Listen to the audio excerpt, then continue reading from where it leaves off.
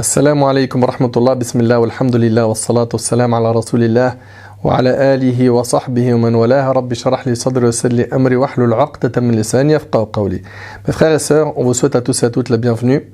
On est toujours avec vous sur cette série qui concerne notre jeunesse. On implore Allah Azza wa Jal de la bénir, de l'accepter de notre part et de faire qu'elle puisse avoir une place dans vos cœurs. Ahbab al-Karam. Aujourd'hui, avec mes bien-aimés en Allah subhanahu wa ta'ala, donc à ma droite mon frère Mohamed Nadir, à ma gauche mon bien-aimé Mehdi et mon bien-aimé Redouane, on va aborder un sujet qui est très important, un sujet qui est soit une cause de perdition ou soit une cause pour reprendre le droit chemin et même trouver un réconfort pour son iman, sa foi. Ce sujet, c'est celui de la fréquentation. On reçoit des plaintes régulièrement de la part de parents, de la part de certains de nos frères et de nos sœurs, des plaintes type « mon fils, je ne le reconnais plus ». Ça fait un bon bout de temps que je le vois changer de comportement. Il a un ton hautain, il commence à mal me parler. Je ne comprends plus pourquoi il ne prie plus. Je l'ai même vu dans son sac des cigarettes, voire même de la drogue, et d'autres choses. Et wallahi, je vous dis vraiment, on en reçoit un paquet des plaintes comme ça. Mais vraiment beaucoup. Même des mamans qui viennent me voir des fois, mon fils vient de sortir de prison, est-ce que tu peux lui parler? Il est là. Et ça, je vous le dis, je répète, c'est pas des choses qu'on invente. C'est ce qu'on vit au quotidien. Des fois, il arrive que ce soit en fait un frère qui dit, ou une sœur, j'étais bien au niveau de ma spiritualité. Franchement, j'avais aucun mal à prier la nuit, à apprendre le Coran, à avoir un rythme dans ma foi. Et puis d'un seul coup, je ne comprends plus. En ce moment, je me sens mal. Je ne sais pas si Allah subhanahu wa ta'ala, il veut plus de moi. J'arrive pas à comprendre pourquoi je vais mal. Et ils sont nombreux aujourd'hui, et elles sont nombreuses à avoir des baisses de foi, et ils ne savent pas d'où ça vient. Eh bien, sachez que parmi les causes qui les amènent à ça, c'est la mauvaise fréquentation.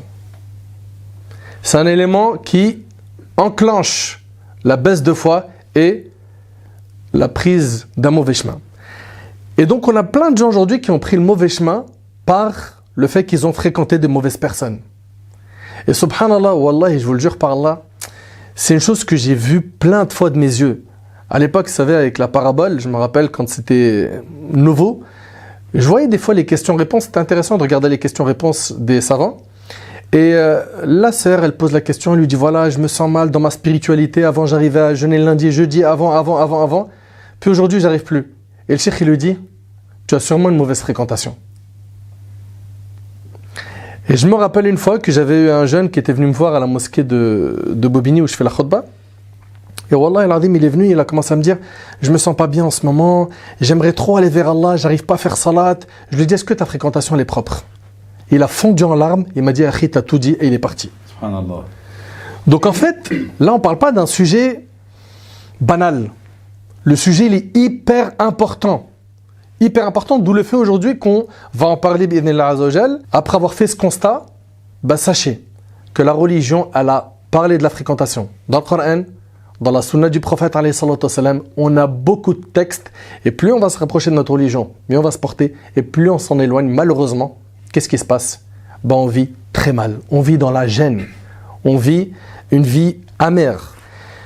Le prophète a dit, et c'est avec ce hadith qu'on va, Inch'Allah, démarrer le concret de cette conférence, Inch'Allah. Le prophète il a dit « Al-mar'u ala dini khalilih, falyanzur ahadukum man yukhalil » Mon frère Redouane, ce hadith-là, est-ce que tu peux, le traduire et expliquer concrètement ce qui contient comme enseignement, sachant que, on le sait, que tout ce qui a été prononcé par la bouche du prophète, ça a un objectif. Donc je te laisse, Inch'Allah, nous expliquer déjà ce que veut dire le hadith. Barakallahu fik. Puis après, Inch'Allah, mon frère Mohamed vous expliquera un autre hadith qui est toujours dans le sujet qui est la fréquentation. طيب بسم الله الرحمن الرحيم الحمد لله رب العالمين والصلاة والسلام على سيدنا وحبيبنا ونبينا محمد وعلى آله وصحبه أجمعين. Déjà, si je peux me permettre, je rajouterai quelque chose à cette introduction, c'est que l'être humain, de toute façon, il ne peut pas se passer de compagnie. Allah subhanahu wa ta'ala ne nous a pas créés pour être tout seul. On peut pas vivre tout seul, c'est pas possible. Donc forcément, en tant qu'être humain, tu as besoin de te mélanger aux gens. Et ça, c'est quelque chose qui est naturel. Tu peux pas retirer aux gens, c'est-à-dire ces jeunes qui cherchent des amis, ces sœurs qui cherchent des amis, toutes ces personnes qui cherchent à avoir des gens autour d'eux, c'est normal, on peut pas leur reprocher. Par contre, là où l'islam intervient, c'est qu'il te dit, fais attention, à qui est-ce que tu choisis comme ami, comme fréquentation?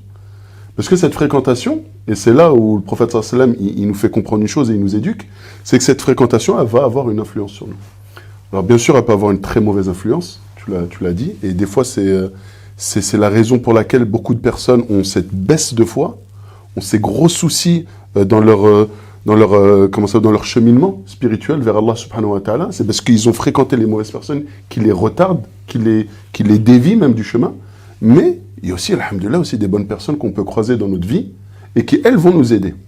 Et d'ailleurs, le prophète sallallahu alayhi wa sallam, il nous rappelle une chose dans le hadith.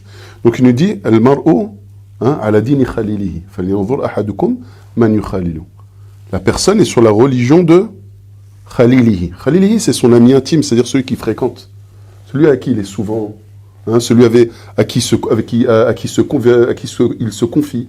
celui à qui il demande conseil. Voilà, il est souvent avec lui, qui fréquente beaucoup, celui à qui il traîne, comme on dit aussi. Voilà. Donc, le prophète il dit, la personne aura la même religion que la personne qu'elle fréquente. Donc là, le prophète, sallallahu alayhi wa sallam, il dit, ala dini khalilihi. Ad-din, c'est vrai que très souvent, on peut le traduire, on le traduira par religion. Mais en réalité, din, c'est pas qu'une religion, c'est tout un mode de vie. C'est nos pratiques religieuses, certes, mais c'est aussi notre comportement, notre attitude, notre manière de voir les choses, notre objectif de vie. Et d'ailleurs, quand tu regardes même les personnes, quand tu vois, on a dit que les personnes, elles ont besoin de se mélanger avec d'autres. Mais c'est quoi qui font que telle et telle personne s'apprécient, telle et telle personne font un chemin de vie ensemble? C'est parce qu'ils ont des mêmes objectifs, ou des fois c'est l'origine qu'ils ont en commun, ou certaines traditions, enfin bref. Mais là, le prophète Sam, il nous parle de din. Bien sûr, ça renferme notre religion, notre croyance, nos actes d'adoration, tout ce qui enferme l'aspect religieux, mais c'est tout le mode de vie qui va avec. Tout le mode de vie. La manière de voir les choses, les objectifs dans la vie. Parce que quelqu'un qui est vraiment attaché à son din et qui a un mode de vie religieux tel que l'islam le demande, c'est quelqu'un, ce bas monde-là, il sait que c'est juste un moyen. Son objectif, c'est l'akhira. Donc le prophète, il dit, il sera sur la même religion que lui, dans le sens, il aura le même mode de vie que lui, que celui qui fréquente. Alors que chacun d'entre vous observe de manière attentivement, qui il fréquente. Et d'ailleurs, ça nous rappelle une expression qu'on connaît en français. C'est quoi? Dis-moi avec qui tu traînes, je te dirai qui tu es. Dis-moi qui tu fréquentes, je te dirai qui tu es. Oui, D'accord? En fait, c'est quoi? C'est parce que la personne, elle pourra te dire ce qu'elle veut. Il suffit juste de lui demander, dis-moi, qui sont les personnes que tu fréquentes? En sachant qui tu fréquentes, moi je sais t'es qui. on est la somme des 5 personnes qu'on fréquente. 5 personnes? Ouais, les 5 personnes autour de toi, tu fais la somme et ça te représente. Subhanallah. Et bien pour le din, ça va être pareil. Et le prophète sallam, il est là pour nous éduquer. Le Nabi sallallahu alayhi wa sallam, il a ce rôle d'éducateur. Et c'est comme s'il nous mettait tout de suite en garde en nous disant, oui, tu as besoin d'avoir du monde autour de toi. Tu as besoin d'avoir des amis, des potes, des gens vraiment proches. Mais fais attention. Parce qu'en fonction du choix que tu feras, ça influera sur ta religion, sur ton mode de vie et sur ta manière de voir les choses. Barakallahu fik. Mehdi, si tu veux rajouter quelque chose. Une chose très importante, très courte. Bismillah wa salatu wa salam ala rasulillah wa ala alihi wa sahbihi wa man wala.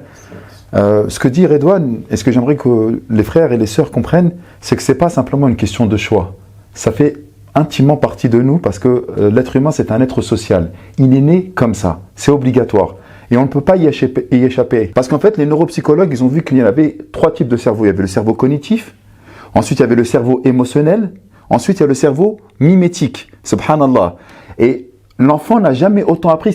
Remarquez, tous nos enfants, 1 an, 2 ans, 3 ans, on ne leur a pas dit, on ne leur a pas donné des cours pour apprendre. Mais ils ont appris exactement avec un accent, qu'il soit canadien, français, sénégalais, lorsqu'il doit parler français, mais il va faire exactement comme font ses parents, comme font ses frères et sœurs, comme font son entourage. Donc qu'on le veuille ou qu'on ne le veuille pas, c'est infiniment à l'intérieur de nous, on est obligé de mimer ceux qui sont autour de nous. Donc lorsque Rasulullah alayhi salatu wa salam nous dit « Al-mar'u ala dini khalili », c'est pas simplement de si lui on va avoir le choix.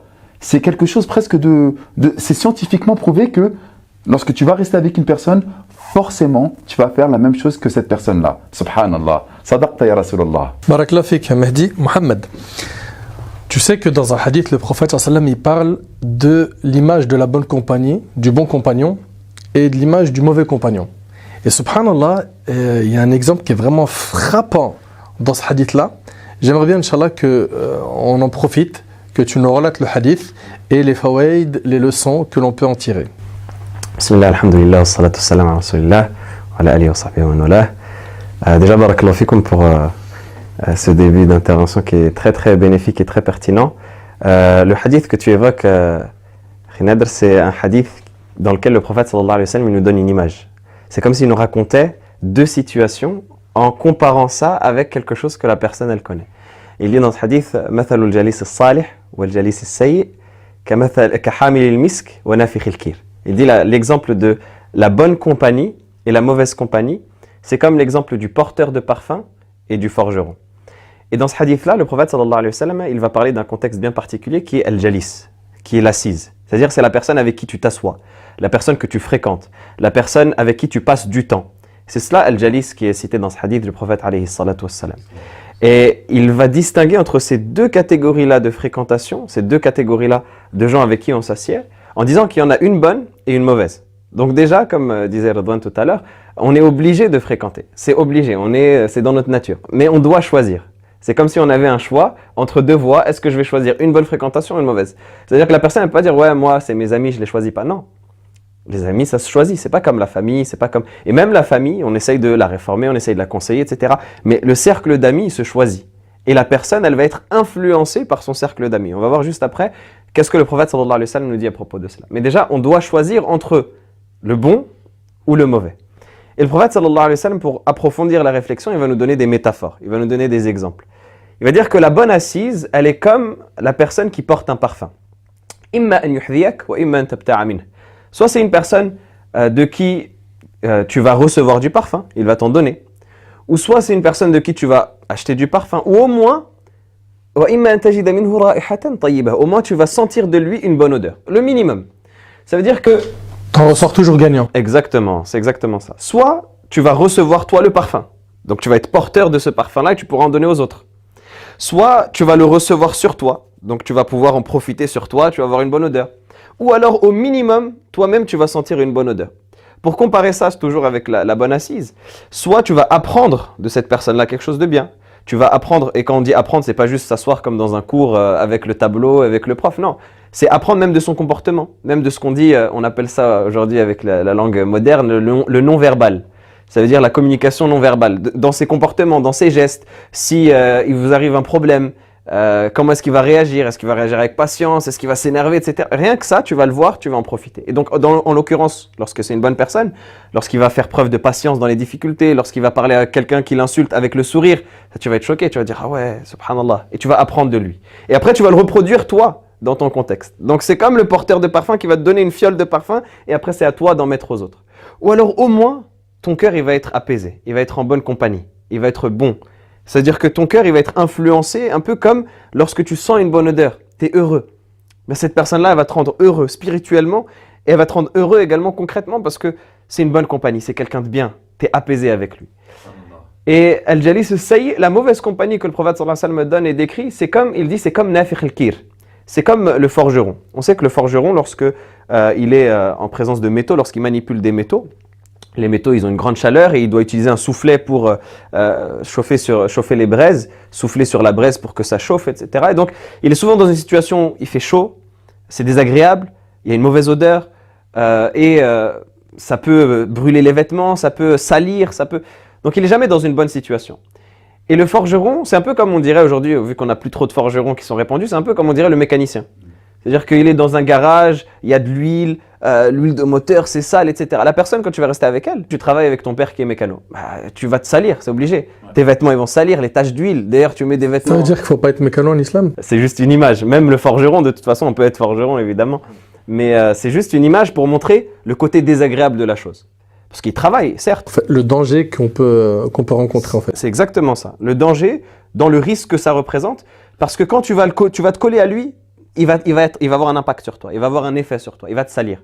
Et donc le forgeron, c'est la même chose. Quand tu vas t'approcher de lui, soit il va brûler tes vêtements. Ça veut dire que les flammes, les étincelles, elles vont finir par brûler tes vêtements. Et les vêtements, c'est ce que tu portes, tu tiens, donc ça va te brûler.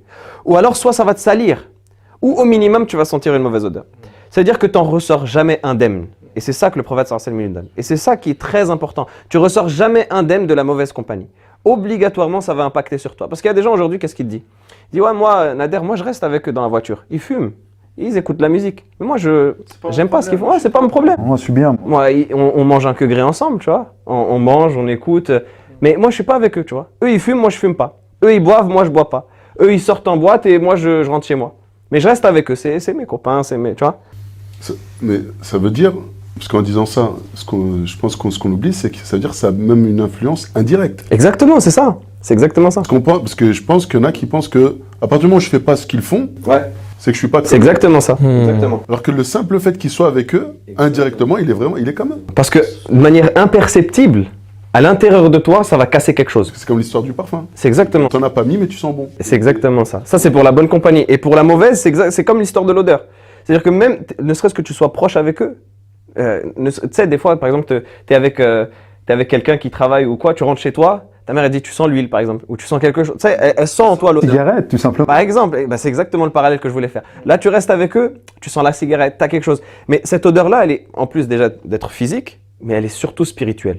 Parce que même s'ils fument pas, même s'ils boivent pas, par exemple, ils disent des grossièretés, ils volent, tu vas pas avoir d'odeur physique. Mais ton odeur spirituelle, elle sera là. Ton âme, elle sera Odeur touchée. spirituelle, est-ce que tu peux mettre le doigt sur ce que ça veut dire exactement? C'est-à-dire que ton âme, elle sera touchée à l'intérieur de toi. C'est-à-dire que Ton cœur est il sera sali. impacté. Ton cœur, il sera sali. C'est-à-dire que dans ton dîn, tu vas voir les choses différemment. Tu sais, il y a quelque chose qui va être cassé. Même si toi, tu ne l'as jamais fait, il n'y aura plus le danger qu'il y a autour. Tu vas voir des gens fréquenter des femmes. Tu vas plus avoir le truc de « Ah, c'est haram, il ne faut pas que je le fasse ». Tu vas dire « Ah, finalement, c'est banal ». On s'habitue en fait à ces choses-là, subhanallah. C'est exactement Mehdi, il a dit le cœur il se salit.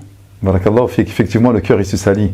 Et socialement parlant, pour rebondir sur ce qu'il a dit, même si lui il se dit moi je suis propre, je fais pas ces choses-là, lorsqu'on va le voir avec ces gens-là, on va dire il est pareil que ces gens-là. Alors que lui, il pense être propre, exactement. Mais socialement parlant, il aura un mauvais impact.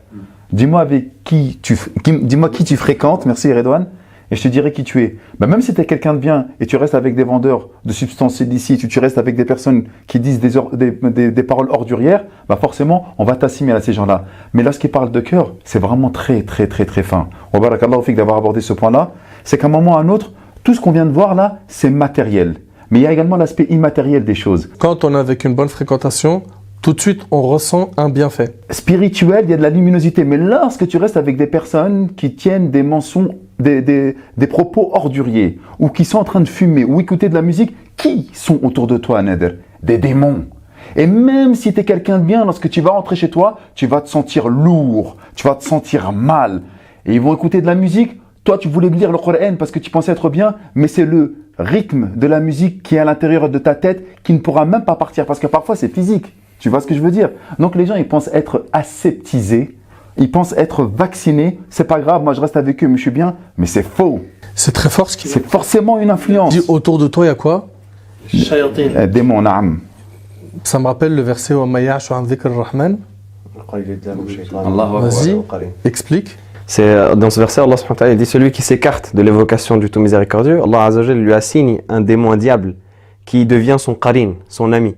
C'est-à-dire qu'au final, le fait qu'il se soit détourné du dhikr, le fait qu'il se soit détourné de l'assise la plus haute, qu'Allah subhanahu wa ta'ala lui avait réservé en évoquant son nom, et donc l'impact que ça a sur lui avec les anges qui l'accompagnent, avec la bénédiction, la baraka, au final, Allah subhanahu wa ta'ala, il fait que, comme le proverbe dit, la nature a horreur du vide. Mais c'est la même chose dans notre dîn. Il ne peut pas y avoir de vide. Soit c'est comblé par des anges, soit c'est comblé par des shayatins. Surtout que le shaytan, il a une stratégie. Le diable, il a une stratégie, c'est-à-dire il patiente.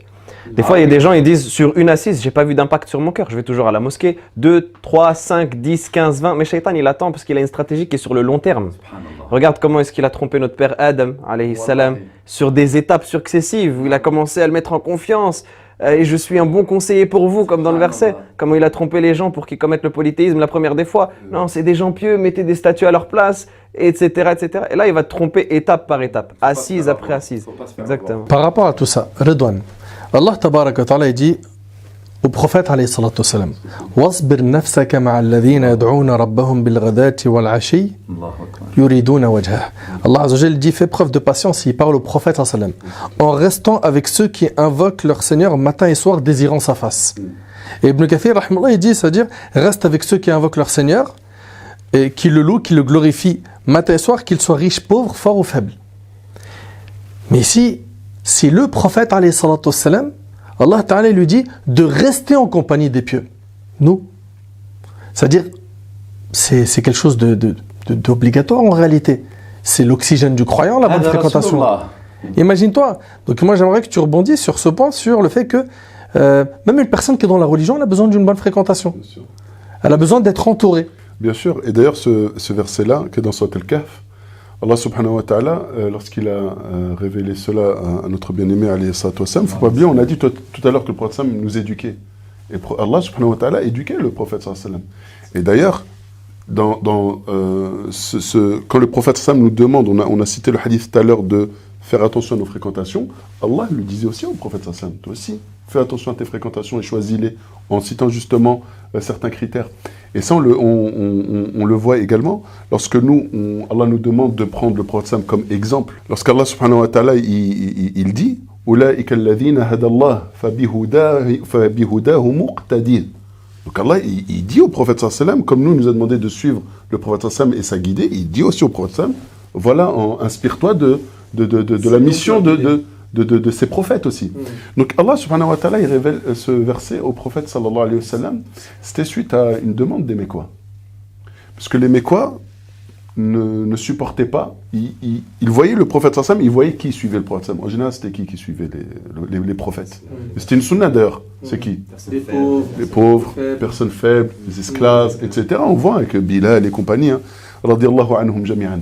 Et souvent, ce qui a empêché certains dignitaires parmi les Quraysh de suivre le prophète sallallahu alayhi wa sallam, et même avec les autres messagers, comme c'est le cas de Nuh aussi, c'est quoi? C'est le fait, oh, regarde, mais qui tu fréquentes? Non, on ne peut pas s'asseoir avec des gens comme ça. Voilà, c'était le niveau social. On ne mélange pas. Voilà, exactement, avec Nuh, subhanallah. Nous, on va te suivre, alors que ceux qui t'ont suivi, c'est les faibles, les voilà, débarrasse-toi-en, et nous, on sera tes compagnons. Et Allah, subhanahu wa ta'ala, a repris le prophète sallallahu alayhi wa sallam à ce niveau-là. Tout de suite, il l'éduque. Il dit, wasbir, patiente, arme-toi de patience, subir. Parce que bien sûr, ça demande de la patience, ça demande des sacrifices. C'est pertinent ce que tu dis, c'est-à-dire en fait, nous on doit s'accrocher à des gens pour leur foi. Oui, pas pour leur argent, non, au contraire. Allah subhanahu wa ta'ala, non, Allah il donne les critères. Wasbir nafsaka ma'alladhina yad'una rabbahum, avec ceux qui invoquent Allah, qui invoquent leur Seigneur. Donc ceux qui se sont soumis à Allah subhanahu wa ta'ala. يدعون ربهم بالغداة والعشي. Nuit et jour. Toute la journée, constamment. C'est des gens qui sont baignés dans le dîn. C'est pas des pieux. Voilà ta'adu aynaka anhum. Allah lui dit quoi? Il ne détourne surtout pas ton regard de ces gens-là. Par quoi? Turidu zinata al-hayati ad-dunya. Tu voudrais quoi? Tu serais attiré par quoi? Par le faux semblant. Le faux semblant de ce bas monde. Le faux semblant de ce bas monde. Alors oui, ça demande de la patience. Oui, ça demande de la patience. Rester avec ces gens-là, c'est dur, parce que c'est le nefs qui est en train d'éduquer ton nefs, tu es en train de nettoyer ton cœur, c'est pas facile. Mais après, Inch'Allah, tu peux plus t'en passer.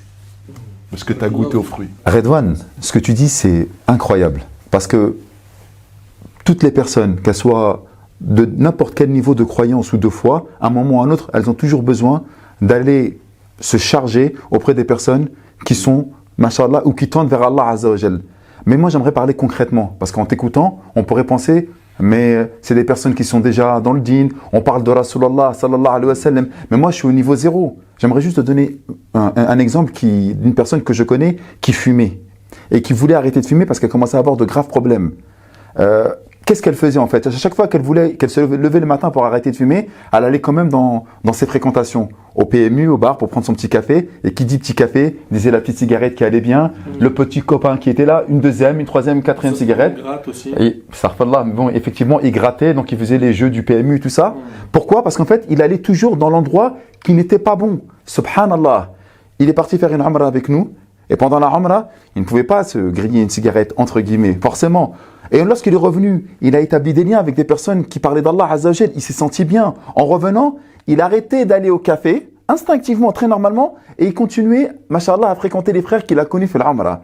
Bah, comment il a fait pour arrêter la cigarette, à ton avis? Allahu Akbar. Et on dit tous que c'est très difficile d'arrêter la cigarette parce que c'est une grosse addiction.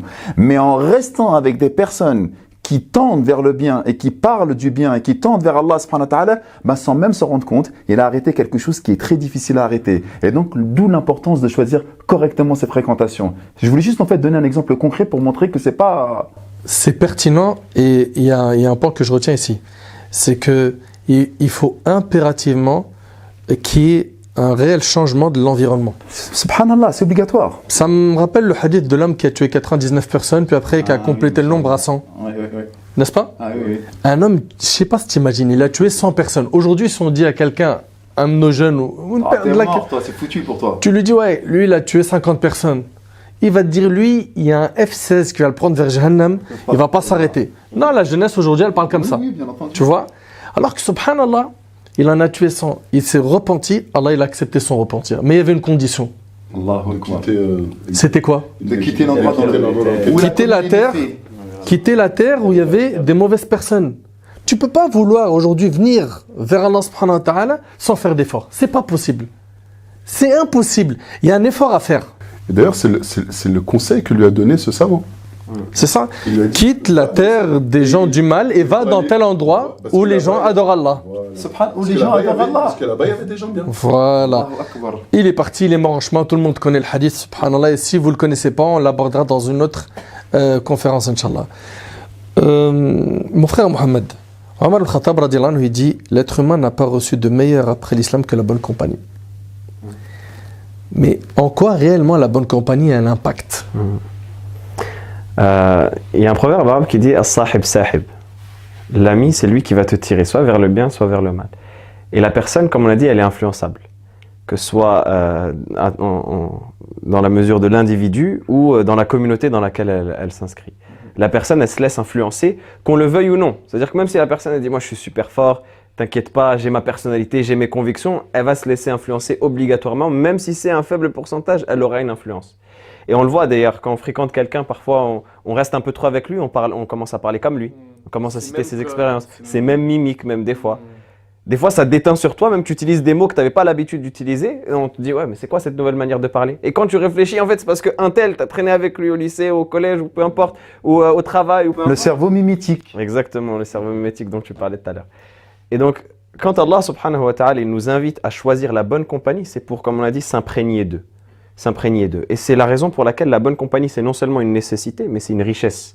C'est-à-dire que quand on va profiter d'une bonne compagnie, comme le dit la parole de Omar al-Khattab, ce sera un bon héritage, ce sera une richesse et un bienfait qu'Allah subhanahu wa ta'ala va nous donner pour nous sortir du mauvais cadre dans lequel on pourrait être et pour aller vers un cadre qui va nous faire nous améliorer.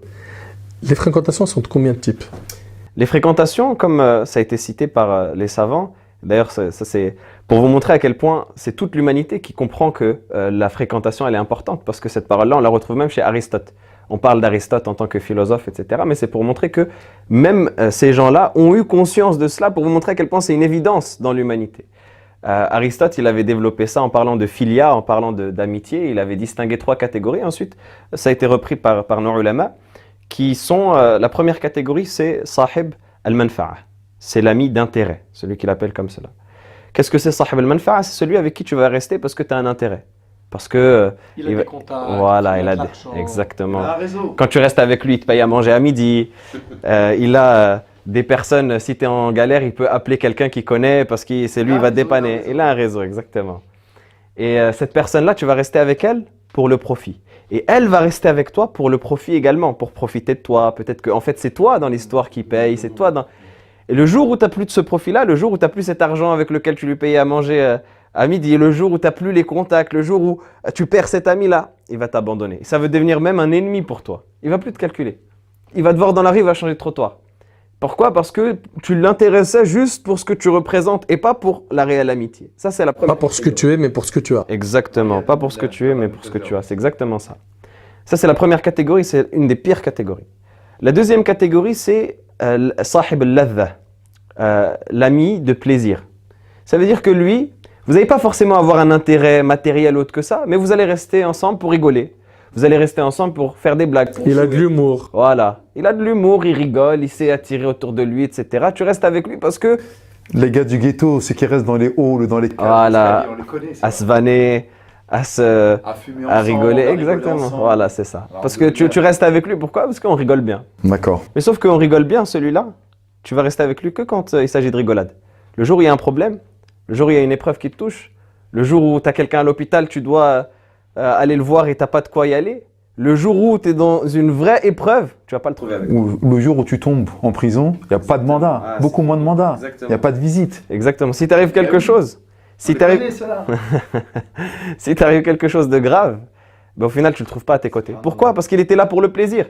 Lui, dans sa tête, qu'est-ce qu'il se dit? Il se dit non, moi j'étais là pour rigoler. Maintenant, j'ai pas signé pour ça. C'était pas ça le contrat. Le contrat, c'était qu'on s'assoit ensemble pour rigoler, pour discuter. Donc on a le premier, c'est Avec les intérêts, Le plaisir, plaisir. Et le troisième, c'est sahib al-fadila. C'est celui qu'il appelle justement Aristote l'ami de la vertu. Sahib al-fadila. subhanallah. C'est celui avec qui tu vas rester, pas pour un intérêt.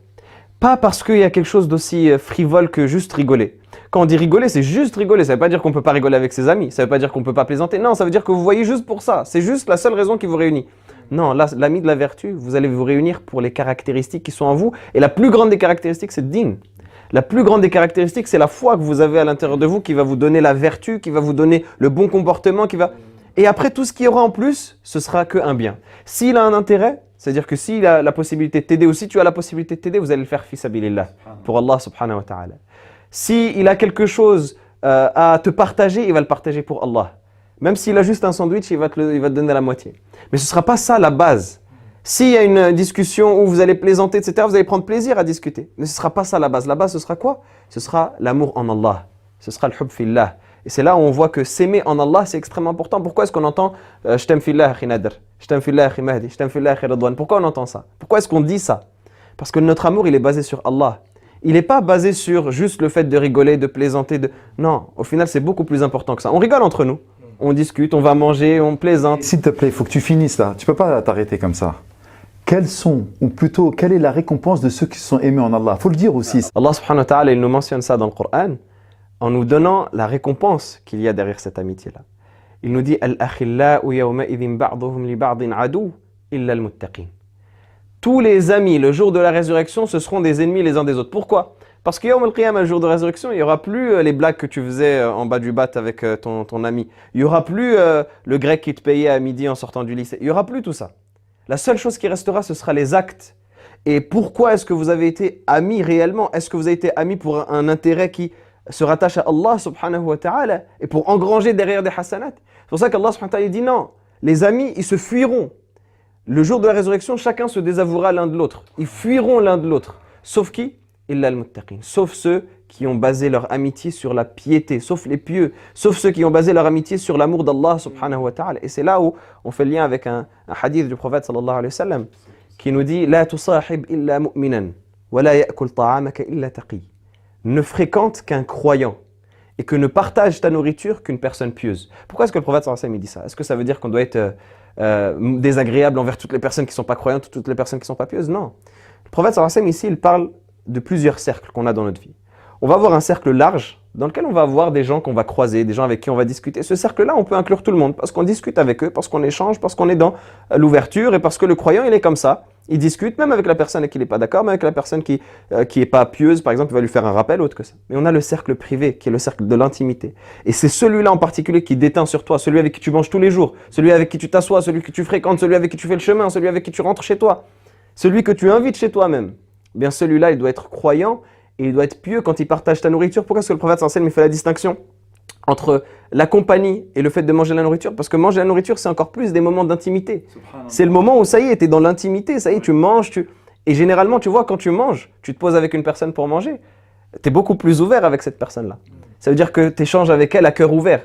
La nourriture, ça débloque quelque chose. Tu es là, tu discutes, tu parles de choses qui même parfois qui te touchent, etc. Parce que c'est sur la nourriture. Dieu, on a partagé l'eau et le sel, c'est un adage qui est connu. Bah, c'est exactement ça, Mehdi. En parlant de ça, Barakallahu fik, tu as mis le pied à l'étrier sur le fait que ça va impacter Yawm al-Qiyamah. Ok? Que le jour du jugement, en fait, cette affaire-là, elle ne se résumera pas à dommage. Non, non, c'est carrément mon meilleur ami peut devenir un ennemi si c'était pas quelqu'un de pieux.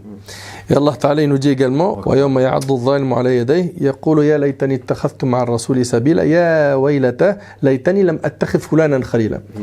C'est-à-dire que le jour du jugement, l'injuste il va se mordre les mains, il va dire si seulement j'avais suivi le chemin du prophète sallam, malheur à moi, si seulement j'avais pas pris un tel pour ami, il m'a égaré du chemin d'Allah.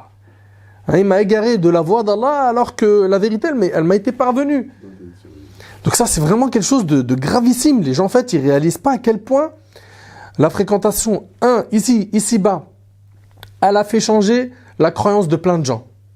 Des gens qui étaient musulmans, qui malheureusement ils ont quitté l'islam par la mauvaise fréquentation. Également, par la fréquentation, ils se sont retrouvés dans des grands péchés. Ils n'auraient jamais imaginé de leur vie les faire un jour. Parmi les méfaits de la mauvaise fréquentation, c'est que le jour du jugement, cet ami devient un ennemi. Toi-même, tu vas regretter cela le jour du jugement. Cette mauvaise fréquentation, finalement, ne fera que t'éloigner d'Allah. Et plus que ça, elle peut même faire en sorte que tu meurs sur une mauvaise fin. Redouane. On arrive là dans des issues dramatiques. Et on ne se rend pas compte que le choix de nos fréquentations, c'est fatal. Tu disais un truc en introduction, tu disais des fois, c'est des parents qui viennent qui disent je ne reconnais plus mon enfant. Donc, c'est dire que la fréquentation a eu plus d'emprise que l'éducation des parents.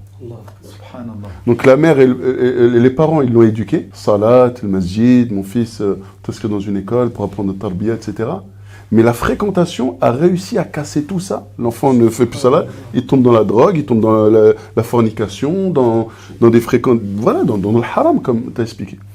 Et le problème, c'est que nous, notre fin, on sait quand est-ce qu'on est né, mais on ne sait pas quand est-ce qu'on va mourir. Ça peut être demain, après-demain. Et on est dans une société où, malheureusement, on nous fait oublier la mort, d'ailleurs. On nous fait oublier qu'un jour on partira. Et le croyant, justement, d'où depuis tout à l'heure on parle de la fréquentation, en parallèle avec le souci de din. C'est parce que le croyant, il ne perd pas de vue que ce bas monde-là, il le quittera, et son objectif, c'est le Jannah. Et là, justement, pour le verset que tu as cité dans Surat al-Furqan, déjà, ça, c'est arrivé, pareil, à l'époque du prophète sallallahu alayhi wa sallam, Uqba ibn Abi Mu'ayt, qui était un très bon ami de Ubay ibn Khalaf. Et Uqba ibn Abi Mu'ayt qui avait été touché par la da'wa du prophète sallallahu alayhi wa sallam. Donc il tendait vers lui. C'était des polythéistes. Ouais, c'est des polythéistes. Mais il tendait vers lui et puis il voyait quand même que le message qu'apportait Mohammed sallallahu alayhi wa sallam, c'était quelque chose de correct et qu'il fallait l'accepter. Quand Ubay, qui était son ami, il a pris ça, il a tout fait pour le détourner. Il a tout fait pour le détourner, jusqu'à ce qu'il s'est mis même à insulter le prophète, sallallahu alayhi wa sallam, à l'agresser même.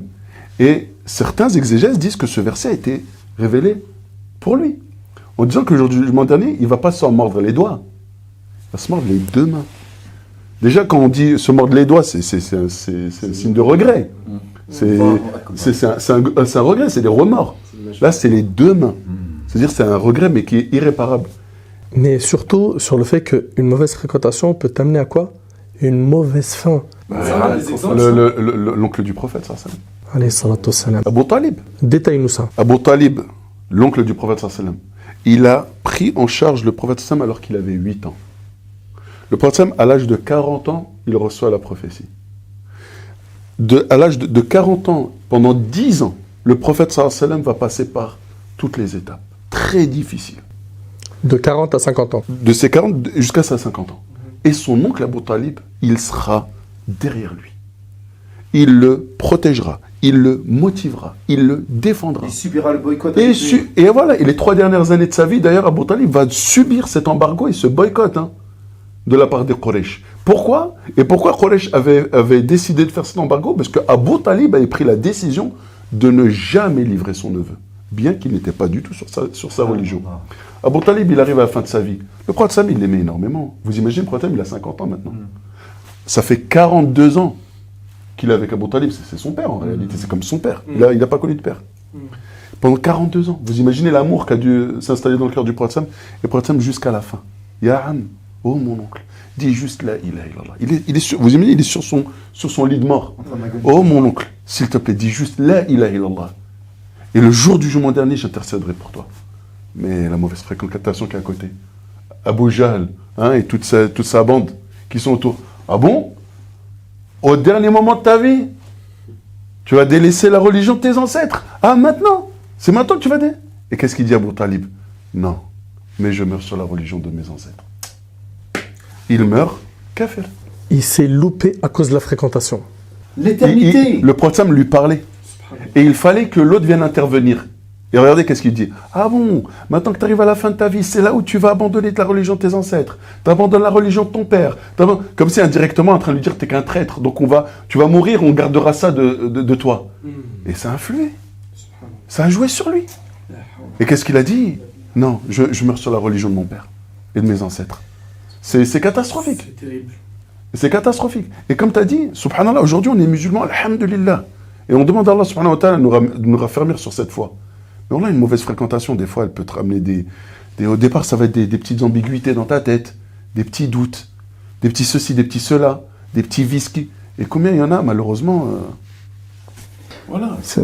Permets-moi, Nader, s'il te plaît, parce que là, ça me touche. Là, on pense encore une fois que c'est le prophète, c'est Abu Talib, c'est à 1400 années de cela. C'est loin. Je ne suis pas concerné. Un petit de 17 ans, je tairai son nom parce que c'est encore douloureux. Et un autre de 27 ans. Ils étaient tranquillement à la maison. Ashab sou, la mauvaise fréquentation, viens, on sort. Mais non, laisse tomber, j'ai pas envie, viens, on sort. Ils sont sortis pour aller faire quoi? Pour aller fumer. Ils ont bu. Ils étaient à fond dans la voiture, en train de mettre de la musique. Et subhanallah, le gars qui était en train de conduire, il a fait un accident. Et tous ceux qui étaient dedans, subhanallah, ils sont morts alcoolisés. La ilaha illallah avec quoi? La musique qui tournait. Alors imagine les anges qui viennent prendre cette âme-là. Il y a quoi? Fumée, alcool, musique. Et miskin, son père, c'était quelqu'un de pieux. Wallahi, umra et hajj. Sa mère, mashallah, elle porte le foulard. C'était quelqu'un qui a été éduqué. C'est pour ça que ça me fait mal ce que tu dis. Il était bien. Normalement, s'il écoutait ses parents, il était opérationnel. Et il est sorti et il est mort. Regardez la mort. Mais regardez, qu'est-ce qu'on va dire? C'était un musulman. On va dire rahimahullah. Mais de quelle manière, subhanallah? Comment il est mort? Eh bien ça, c'est terrible. C'est pour ça que je dis aux parents, arrêtez de faire n'importe quoi. Ton fils, il va mal te regarder, il va mal te parler, c'est pas grave. T'en as rien à faire, même si t'as mal parlé, protège-le. Ne le laisse pas sortir. Ne le laisse pas regarder ailleurs l'amour qu'il devrait avoir dans tes yeux. C'est très important cette chose-là. Est-ce que quand tu dis ne le laisse pas sortir, c'est définitivement ou est-ce qu'on peut nuancer un peu? Mais non, sors. Tu fais toi-même des choses, mashallah, Nader. Non mais, parce que c'est important, ceux qui nous regardent aujourd'hui, quand ils entendent ne laisse pas sortir ton gosse, c'est un moyen de bien l'éduquer. Est-ce que c'est ça finalement la solution, Redouane? Non, on a tous des enfants et alhamdoulilah, nous aussi on a eu... En fait, je pense que ce que mon frère Mehdi pointe du doigt, c'est les parents qui laissent sortir leurs enfants sans contrôle. C'est-à-dire, ils sont en roue libre. Et je te rejoins, je vais te dire quelque chose, subhanallah.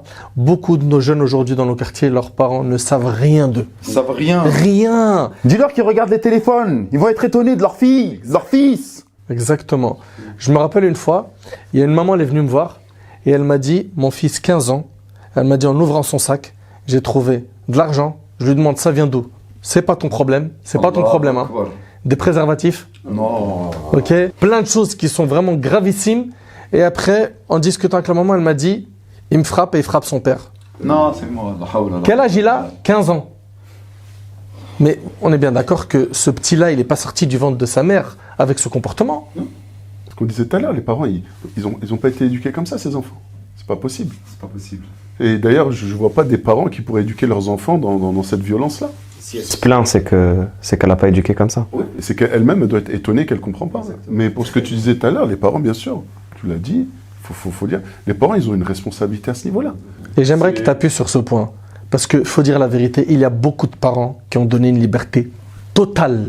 Comme il a dit mon frère Mehdi, ils ne savent même pas ce qu'il y a dans leur smartphone, ce qui se passe dans leur tête, quel monde ils fréquentent. On va pas trop faire les faits divers, Redouane. Non, pas du tout dans les faits divers. Je sais que t'en as un là. Non, j'ai pas de faits divers. Moi, j'ai juste un constat. Vous et moi, on habite tous dans des quartiers. Oui. C'est bon? Oui. 23h30, ils tapent le foot. C'est normal? Les parents. 23h30, minuit et demi. C'est interdit de jouer au foot? C'est autorisé. Mais c'est interdit de déranger les gens. À cette heure-ci, il y a des gens qui bossent.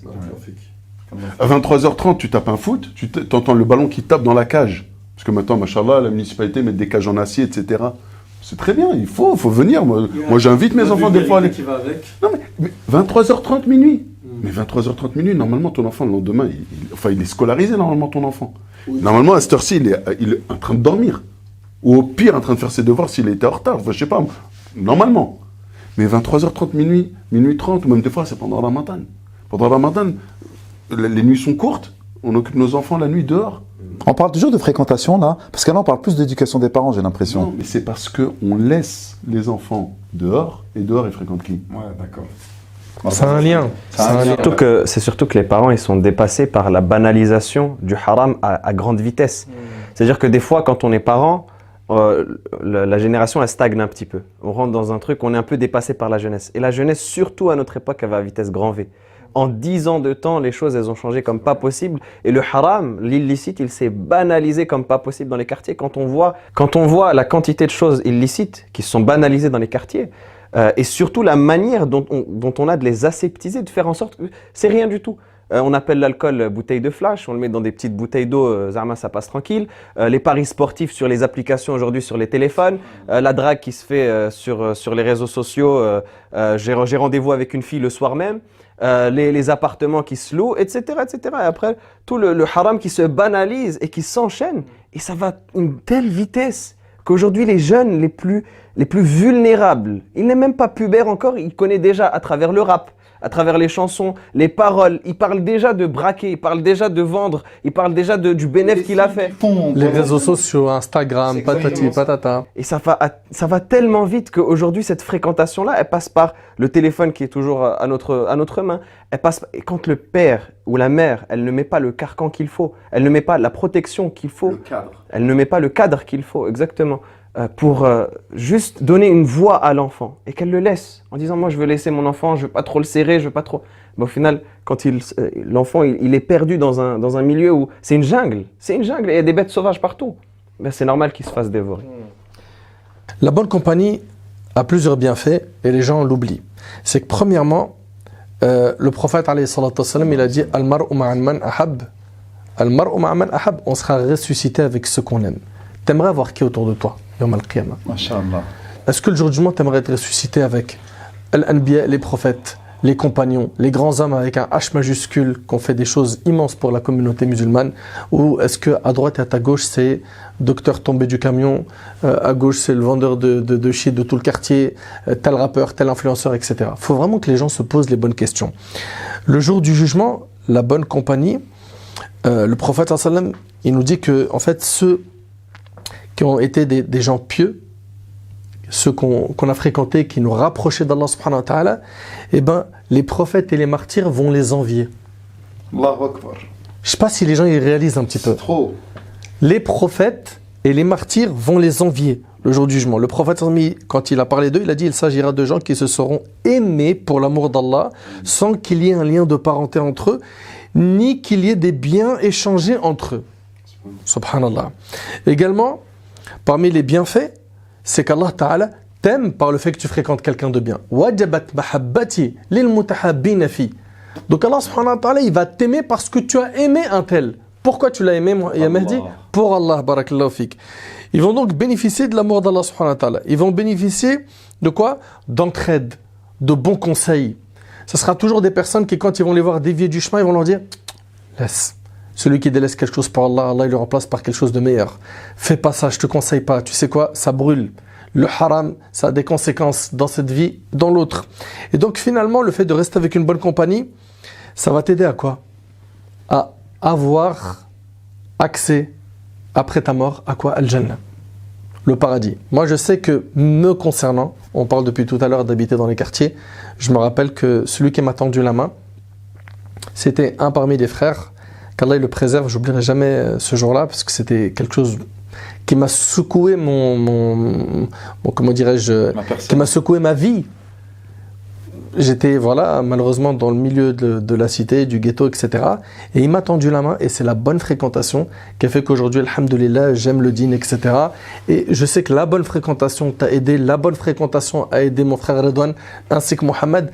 Donc c'est un besoin vital. Vital, et c'est pas quelque chose où on doit blaguer avec. Autour de nous, on a des gens, il faut faire le tri. Pourquoi? Parce qu'on ne peut pas se dire ouais, vas-y, moi je reste avec lui, mais t'inquiète pas, j'ai ce qui me compensera. On a des gens comme ça. C'est je reste avec des gens qui m'amènent vers le haram et également des gens qui, voilà, j'équilibre ma balance. En plus, c'est des potes d'enfance, je ne peux pas mettre une croix dessus. Parmi les bienfaits également de la bonne fréquentation, c'est que tu seras sous l'ombre du trône d'Allah subhanahu wa ta'ala le jour où il n'y aura d'ombre que la sienne. Et vous le savez que la situation du jour du jugement va être difficile. Et le fait que la personne, justement, ait fréquenté des bonnes personnes, rajulan tahabba fillah, ce sont des gens qui se sont aimés par Allah, ils se sont rencontrés pour Allah et se sont séparés pour lui azza wa jal. Beaucoup de gens vont se dire, ouais, mais maintenant, regarde, tu nous as mis un peu devant le mur. Moi, j'ai fréquenté que des mauvaises personnes ou des gens qui égarent, qui ne sont pas dans le din. Tu veux que du jour au lendemain, je change tout? Alors, moi, ce que je conseille modestement, c'est déjà, il faut que tu comprennes, comme on a signalé tout à l'heure pour le hadith de la personne qui a tué 100 personnes, il faut qu'il y ait un changement. Il faut qu'il y ait quelque chose qui soit fait. C'est pas possible que tu te dises, j'aimerais, mais je sais pas comment. Il n'y a pas de je sais pas comment. Il faut que toi-même, tu te prennes en main et que tu dises, à partir d'aujourd'hui, je prends la ferme résolution. Est-ce que on est en train de dire ferme résolution de couper, de ne plus jamais leur serrer la main, de ne plus les voir, de ne plus leur adresser la parole. Non. Cette mauvaise fréquentation que tu avais avant, garde un lien avec eux, mais avec une distance. Et il faut que tu la remplaces. Et certains disent, ouais, mais j'arrive pas à la trouver, la bonne fréquentation. C'est un cadeau qui vient d'Allah, il faut que tu le demandes. Il faut que tu fasses dua pour qu'Allah subhanahu wa ta'ala te l'accorde. Ça ne tombera pas du ciel. Et si tu es vraiment sincère, Allah, il va te l'accorder. Il va t'accorder un cercle propre de jeunes comme toi qui comprennent tes besoins, qui comprennent tes désirs et qui sont, comme tu le souhaites, voire mieux. Donc, le fait que tu fasses le nécessaire pour cela et tu fais de dua, Allah te donnera ça tôt ou tard. Et les gens que tu fréquentais qui étaient des mauvaises fréquentations, une distance avec eux, de temps en temps, un salam, le sourire, la bonne parole. Pourquoi? Parce que le fait que tu gardes un lien, ça te permettra un jour, quand tu auras plus de bagages, une fois ferme, solide, de pouvoir leur tendre la main, toi aussi. Parce que l'objectif, c'est pas de tourner le dos à tes frères et à les mépriser, c'est de les aider à sortir de ça, comme quelqu'un t'a tendu la main et il t'a permis, grâce à Allah, de sortir de cette mauvaise fréquentation. Mohamed Nadir, rapidement, un mot pour la fin. Après, ça sera mon frère Redouane et Mehdi, puis on conclura, Inch'Allah. Je me permets pour conclure de terminer sur ce que tu disais, et c'est très important, c'est que certes le croyant, surtout dans la société dans laquelle on vit, surtout dans les pays où les mœurs ne sont pas les nôtres, où ce qui est répandu n'est pas forcément compatible avec notre dîn, forcément il va se retrouver dans un milieu un jour ou un autre avec des gens, que ce soit au collège, au lycée, à la faculté, au travail. Il va se retrouver avec des gens qui sont autour de lui, qui n'ont pas forcément les mêmes valeurs, la même éthique, et donc forcément qui ne vont pas être une très bonne fréquentation.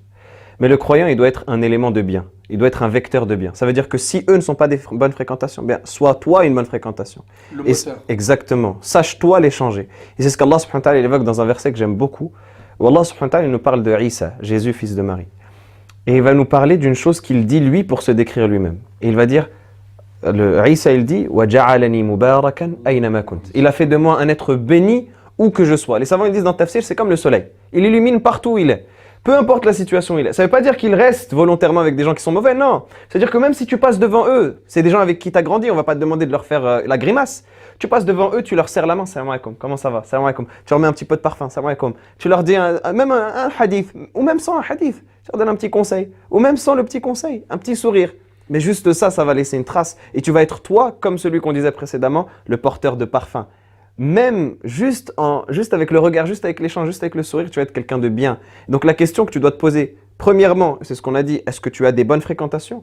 Et deuxièmement, est-ce que toi, tu as une bonne fréquentation? Et est-ce que toi, tu as un impact positif ou pas sur les gens? Et le musulman, c'est ça l'objectif qu'il doit avoir, d'être soi-même une bonne fréquentation et quelqu'un qui répand à la bénédiction autour de lui. Barakallahu fik. Redouane, un mot pour la fin? Ouais, écoutez, c'est toujours dans le même esprit. C'est clair, ce que tu as dit, c'est des choses que on nous remonte. C'est que oui, c'est-à-dire, voilà, moi j'ai des gens autour de moi, mes potes ils sont comme ci, comme ça, donc je coupe tout. C'est vrai que c'est un sacrifice, mais en même temps c'est ton dîn que tu sauves. T'es pas en train de... De toute façon, ces gens-là, à un moment donné, tu vas couper les ponts avec eux. Les gens avec qui on a grandi, on est encore en contact avec eux?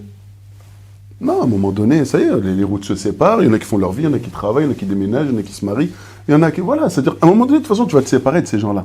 Donc, il ne faut pas croire que ces gens-là avec qui tu es, toute ta vie, tu vas rester avec eux. Non, à un moment donné, vous allez vous séparer. Sauf que là, c'est dans ton intérêt de te séparer d'eux. Surtout quand à partir du moment où tu constates que c'est des gens mauvais, tu n'as plus le droit de rester avec eux, normalement. Ça, c'est quelque chose de... C'est humain, d'accord?